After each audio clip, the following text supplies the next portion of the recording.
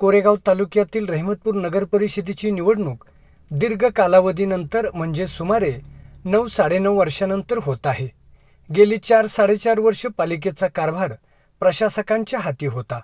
त्यामुळे या निवडणुकीला उभे राहिलेल्या व निवडून येणाऱ्या नगरसेवक व नगराध्यक्षाकडून जनतेला प्रचंड अपेक्षा आहेत। शहराच्या विकासासाठी अनेक अडचणी सोडवण्याबरोबरच काही उपाययोजनाही राबवाव्यात अशी त्यांची अपेक्षा आहे। मतदारांना कसा नगरसेवक व नगराध्यक्ष हवा व त्यांच्या काय आहेत अपेक्षा जाणून घेऊयात थेट त्यांच्याकडूनच। नमस्कार, मी Arun Mane, secretary Chaundeshwari education society Rahimatpur. आज 9 वर्षानंतर रहमतपूर शहराच्या नगरपालिकेच्या निवडणुका होत आहेत। या निमित्तानं रहमतपूर नगरपालिकेचे नगराध्यक्ष आणि नगरसेवक हे कसे असावेत आणि त्या रहमतपूरच्या समस्या जाणून घेऊन त्याची सोडवणूक करणारे स्वतंत्र विचाराचे आणि त्याचबरोबर रहमतपूरच्या विकासाच्या दृष्टीनं आणि त्याचबरोबर महिला, तरुण आणि शेतकरी यांची समस्यांची जाण असणारे नगरसेवक आणि नगराध्यक्ष निवडून गेले पाहिजे। आणि मग आता रहमतपूर हे ऐतिहासिक, सांस्कृतिक, शैक्षणिक नगरी आहे। रहमतपूरमधल्या शैक्षणिक संस्थांमुळे पंचक्रोशीतील लोक या ठिकाणी या शहराकडं एक विकसित शहर म्हणून किंवा एक सांस्कृतिक शहर, शैक्षणिक शहर म्हणून पाहतात। आणि यासाठी रहमतपूरमध्ये अनेक शेतीपूरक व्यवसाय निर्माण झाले पाहिजेत, उद्योग निर्माण झाले पाहिजेत आणि रहमतपूरची जी क्रीडा परंपरा आहे ती पुढे गेली पाहिजे, साहित्यिक परंपरा पुढे गेली पाहिजे। रहमतपूरच्या महिलांचे जे स्वच्छतागृहाचे प्रश्न आहेत ते पुढच्या काळात सोडवले गेले पाहिजेत। रहमतपूर हे एक कृषी, शैक्षणिक, सांस्कृतिक, साहित्यिक, पर्यटन झालं पाहिजे आणि त्याचबरोबर या ठिकाणी जुनी नगरपालिका म्हणून रहमतपूरचं जे वैभव आहे ते पुढं वाढलं पाहिजे आणि त्याला आधुनिकता निर्माण झाली पाहिजे। आणि या दृष्टिकोनातून आत्ता जे नगरसेवक येतील, नगराध्यक्ष येतील यांनी स्वयंभूपणे स्वतःच्या विचारानं रहमतपूरचा विकासाचा विचार केला पाहिजे, रहमतपूरच्या समस्यांचा विचार केला पाहिजे, त्याची सोडवणूक केली पाहिजे आणि त्याप्रमाणे पुढं हे रहमतपूर हे सातारा जिल्ह्यातली एक आगळीवेगळी नगरपालिका म्हणून पुढं आली पाहिजे आणि रहमतपूरचा वारसा हा पुढं जाण्याच्या दृष्टिकोनातून त्यांनी प्रयत्न केले पाहिजेत असं मला वाटते। आणि त्यासाठी रहमतपूरच्या जनतेने आपल्या रहमतपूरचा सर्वांगीण विकास घडवून आणणारे नगरसेवक आणि नगराध्यक्ष निवडून द्याव्यात आणि त्या नगराध्यक्षांनी आणि नगरसेवकांनी रहमतपूरचा विकास साधावा असं मला या निमित्तानं वाटते। रहमतपूर खरं तर रहमतपूर ही अत्यंत जुनी नगरपालिका 1853 सालची। आता जे जवळजवळ 20 नगरसेवक आहेत आणि गावामध्ये 4 चांगली हायस्कूल आहेत,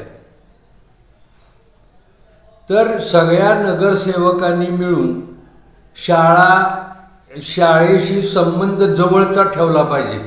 त्या शाळेत काय कामं केली पाहिजेत, विद्यार्थ्यांचं इंग्रजी, गणित यात विद्यार्थी अग्रेसर झाला पाहिजे, त्याच्यासाठी कोणते प्रयत्न करता येतील हे शाळेतल्या शिक्षकांच्या बरोबर चर्चा करून त्यांना सहकार्य केलं पाहिजे।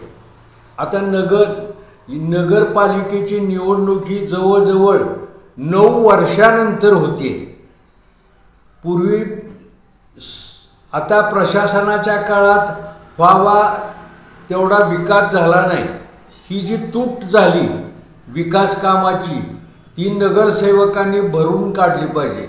नगरसेवकांनी सतत वार्डात संपर्कात राहिलं पाहिजे, त्यांनी नागरिकांशी संवाद साधला पाहिजे, त्यांच्या अडचणी समजून घेतल्या पाहिजेत, गावात वृक्षारोपण केलं पाहिजे।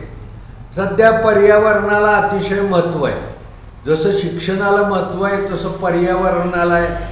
पर्यावरणासाठी गावात झाडं लावली पाहिजेत, विद्यार्थ्यांच्यासाठी विविध उपक्रम राबवले पाहिजेत, वेगवेगळ्या स्पर्धा।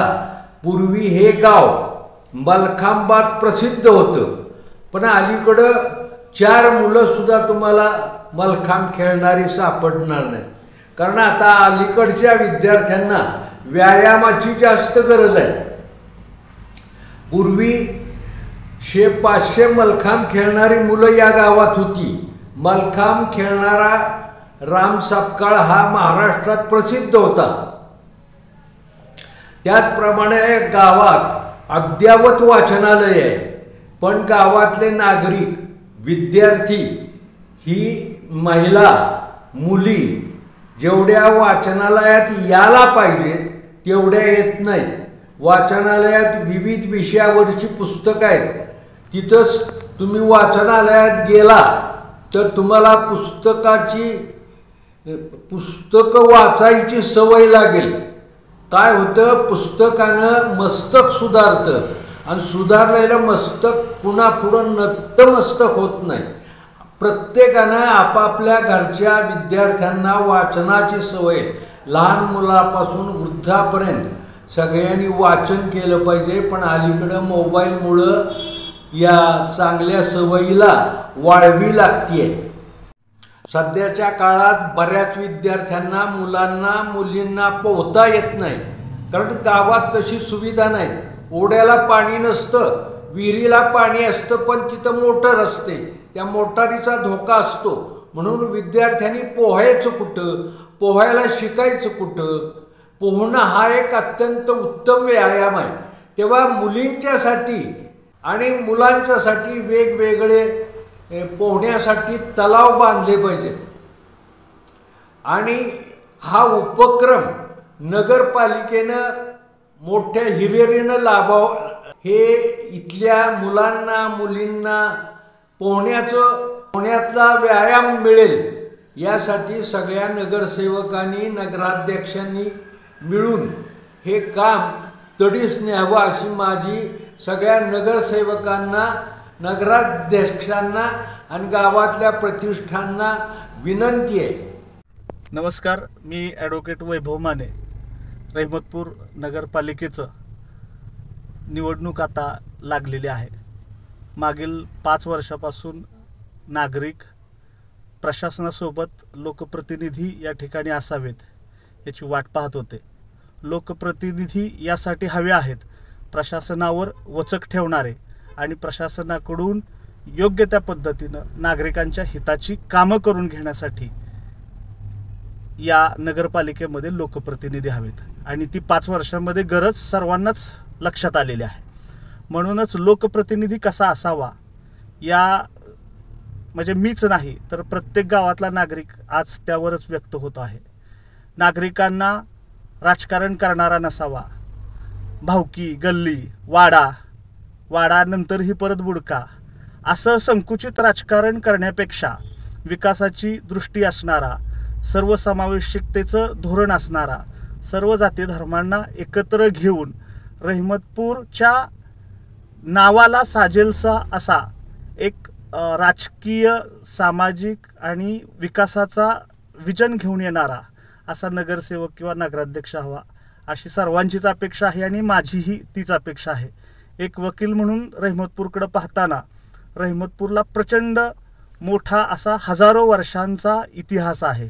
आध्यात्मिक, सांस्कृतिक, सामाजिक, शैक्षणिक, कला, शिक्षण अशा कुस्ती, क्रीडा प्रत्येक क्षेत्रामध्ये रहिमतपूरचं नाव हे एक अव्वल दर्जाचं म्हटलं जातं.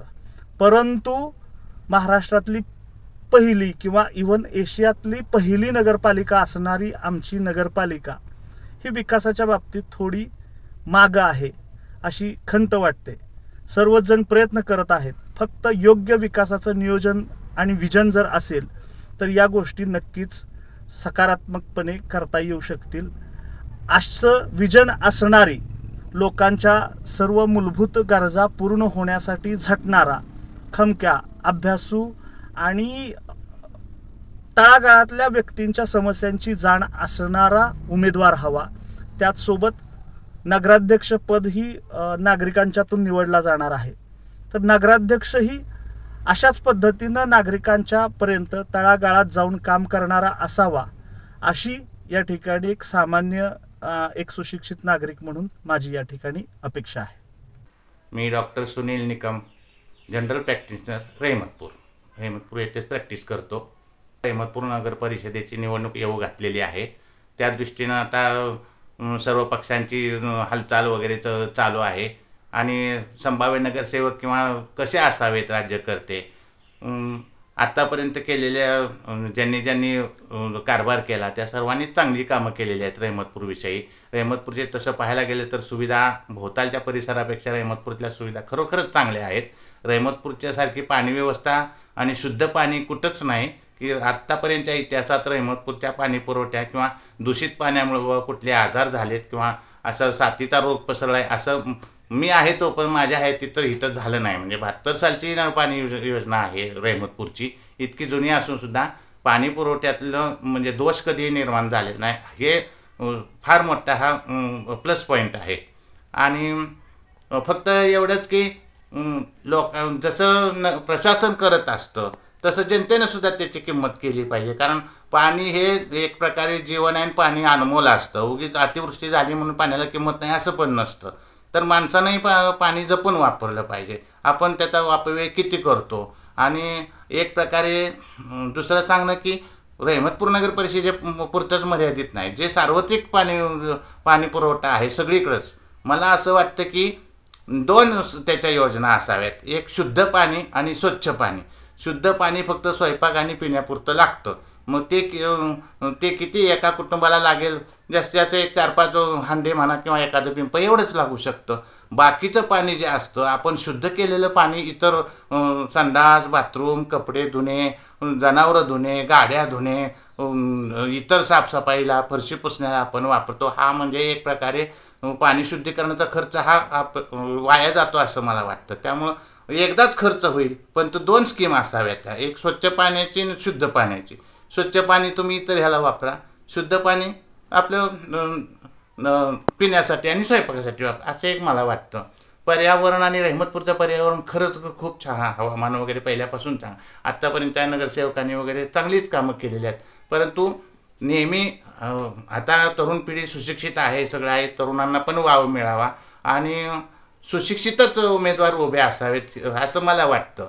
आरोग्याच्या बाबतीत म्हटलं तर रहमतपूरला प्राथमिक आरोग्य केंद्र झालेलंच आहे आणि शासनाच्या संभाव्य ह्याच्यामध्ये इथं ग्रामीण किंवा मला वाटतं कॉटेज हॉस्पिटल अशा पद्धतीचं आणखी येऊ घातलेलं आहे असं मध्ये कळलं. तर ते सुद्धा छान आहे. रहमतपूरचे रस्ते चांगले, पण आता वारंवार हे वाहतुकीमुळे ह्याच्यामुळं कितीही रस्ते केले तर ते बिघडत असतात. त्याला तर कुणाचा दोष द्यावा असं वाटतं. पण तो एकंदरीत रहमतपूरची शैक्षणिक सुविधा म्हणलं तर खरंच उत्तम आहेत. इथं 4 माध्यमिक शाळा आहेत, 1 कॉलेज आहे आणि परिसरातले लोक इथं येऊन स्थायिक होतात किंवा शिक्षणाच्या बाबतीत रहमतपूर पंचक्रोशीसाठी रहमतपूर एक उत्तम ठिकाण आहे शिक्षणाला. त्यामुळं विद्यार्थ्यांची आवक जावक इथं रहमतपूरमध्ये भरपूर असते. बाकीच्या सुविधा पण भरपूर आहेत. फक्त व्यापारपेठ म्हणून रहमतपूरचा म्हणावा असं पहिल्यापासून विकास होत, कारण एका बाजूला जिल्ह्याचं ठिकाण जवळ आहे, दुसऱ्या बाजूला तालुक्याचं ठिकाण जवळ आहे. हा सुद्धा त्याच्यामागं एक कारण असू शकतं की इथं जास्त व्यापार वाढत नाही रहमतपूरला. तो वाढवण्याच्या दृष्टीनं इथनं पुढं येणाऱ्यानं कोणीतरी प्रयत्न करावेत असं मला वाटतं. आणि बाकी प्रत्येक ठिकाणी अगदी खेडेगावात म्हणलं तरी सार्वजनिक नळाचं पाणी गटारामध्ये सोडलं जातं आणि ते कुठं जातं, नैसर्गिक प्रवाहामध्ये. मग ओगळीत जातं, ओढ्यात जातं, मोठ्या ओढ्यात जातं, नदीत जातं, नदीतनं समुद्राला जातं. मग हा आपण एक प्रकारे नैसर्गिक प्रवाह दूषित करतो आपण. मग ह्यालासुद्धा म्हणजे मागं काहीतरी योजना मंजूर झालेली आहे की गटाराचं पाणी किंवा हे असं जे मैला वगैरे ते एका ठिकाणी संचयन करून त्याचं जरा थोडंसं शुद्धीकरण करून मग ते ओढ्यात सोडलं जावं, अशी स्कीम पण मागं हे मंजूर झालेली आहे. ते झालं तर उत्तमच आहे. मग अशा पद्धतीने म्हणजे पर्यावरणाचं निसर्गाचं सुद्धा रक्षण व्हावं, राखलं जावं आणि आरोग्याच्या बाबतीतसुद्धा. पण एकंदरीत विकासावर चालूच आहे रहमतपूर. परंतु जरा काही वेळा असं वाटतं प्रशासकीय ह्याच्यात हे नोकर वर्ग वगैरे किंवा कर्मचारी वगैरे जरा जास्त जुमानत नाहीत. त्यामुळे ज्यावेळेला लोकप्रतिनिधींचा अंकुश ह्यांच्यावर राहतो त्यावेळेला हे जरा कर्मचारी वगैरे असतात ते व्यवस्थित कामं करतात असं वाटतं. आता जवळजवळ कितीतरी वर्ष प्रशासकीय राजवटाला थोडंसं हे कर्मचाऱ्यांवर अंकुश राहत नाही असं आम्हाला वाटतं. मग ते लोकप्रतिनिधी असल्याशिवाय बाकीचा कारभारही नीट चालत नाही, कामही होत नाहीत असं वाटतं.